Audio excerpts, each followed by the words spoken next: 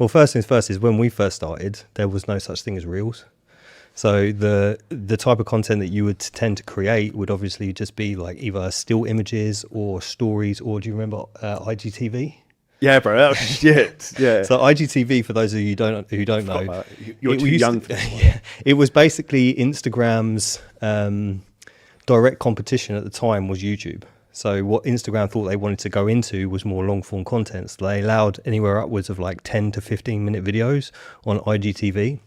So that would probably be the biggest differences between the short form content and the absolute domination of TikTok, the TikTok era. And the fact that the algorithms in general with social media have completely changed since 2018. It's more driven towards that short, snappy, short kind of content, which is, in my opinion, not as informative or engaging as what it used to be, but it's just the way that the platform's gone. So yeah, that's why.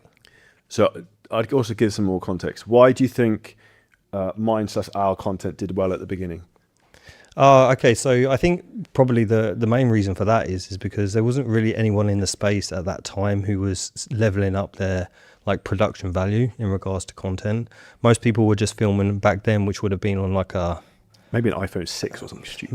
Maybe even earlier than that.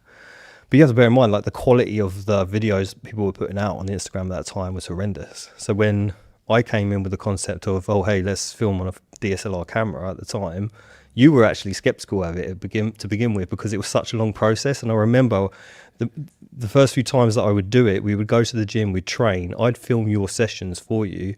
Well, both of our sessions, we'd film each other, and then we'd sit there afterwards eating our pre-workout meal whilst the videos were downloading from the camera so you could upload them straight away to your stories.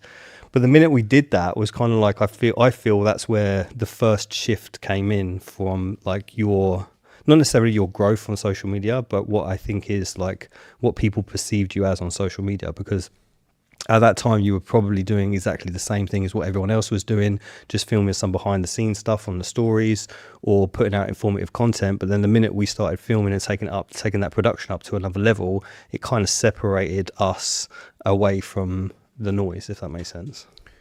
So I think, I'll ask you the question on that. Do you think it's easier to make content now or easier to make content in 2018? Oh, man. I think they both have their differences. I wouldn't say one's easier than the other, because when you're in it, you don't understand like that there is another thing to do.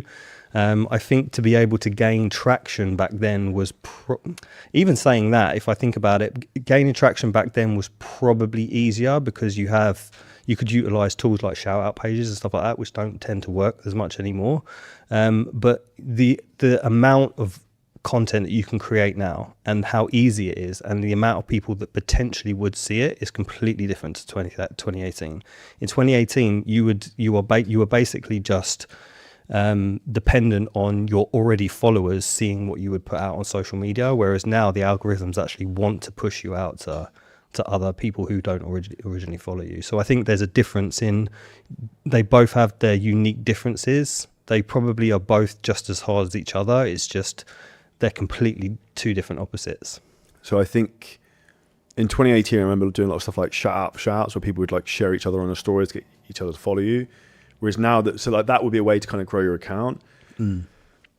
The way now you have an advantage, you have the ability for explosive growth, because like they didn't really have virality in terms of like you could be Billy Nobody and then suddenly get 10 million views on one reel and get loads and loads. Like Trevor Stewart would be a great example. Yeah. So if anyone wants an example, go listen to the podcast with Trevor Stewart. Yeah. Would be an example in terms of how you can kind of blow up. Yeah. Now, if you enjoyed this clip and you're a coach, creator, or a business owner and you want help in terms of how to scale your business using ads, AI, content, marketing, a lot of things we talk about on the show, then hit the link at the top line of our description in the YouTube video.